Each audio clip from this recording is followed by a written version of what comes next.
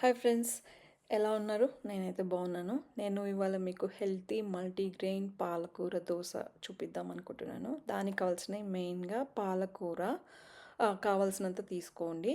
And ఈ multigrain అంటే already నా వీడియోలో ఇంకోసారి చూపించాను. దాంట్లో మెయిన్గా శనగపప్పు, పెసరపప్పు, మినప్పప్పు, బియ్యము, అన్ని రకాల మిల్లెట్స్, కొద్దిగా మెంతులు అన్నిటినీ అట్లీస్ట్ 6 to 8 అవర్స్ నానబెట్టాను. ఎందుకంటే మిల్లెట్స్ మినిమం 6 to 8 అవర్స్ నానాలి. సో మిక్సీ చేసుకొని రెండింటిని కలిపి మిక్సీ చేసుకున్న తర్వాత కొద్దిగా 6 అవర్స్ అలా ఫర్మెంటేషన్కి పెట్టి తర్వాత నేను క్యాస్ట్ ఐరన్ ప్యాన్ పైన చేస్తున్నాను. ఇది ఐరన్ ప్యాన్ చాలా వేడెక్కాలి.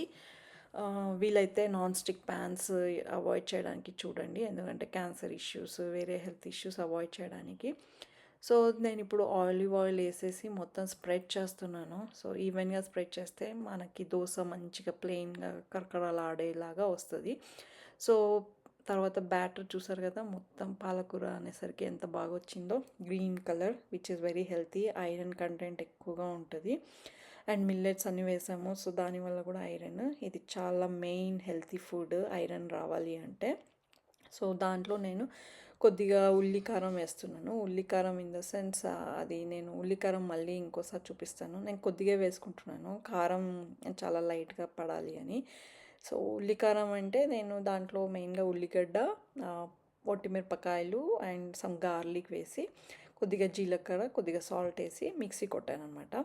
మిక్సీ కొట్టిన తర్వాత దానిపైన చీజ్ వేస్తున్నాను. యాక్చువల్గా ఇది నేను కిడ్స్కి చేస్తున్నాను కాబట్టి చీజ్ వేసాను. పెద్దవాళ్ళు అయితే చీజ్ అవాయిడ్ చేస్తేనే బెటరు, చాలా ఫ్యాట్ కంటెంట్ కాబట్టి. సో ఇది కిడ్స్కి చేస్తున్నాను కాబట్టి చీజ్ వేసి కొద్దిగా ఆయిల్ వేసి మూత పెడితే చీజ్ అన్నది మెల్ట్ అవుతుంది.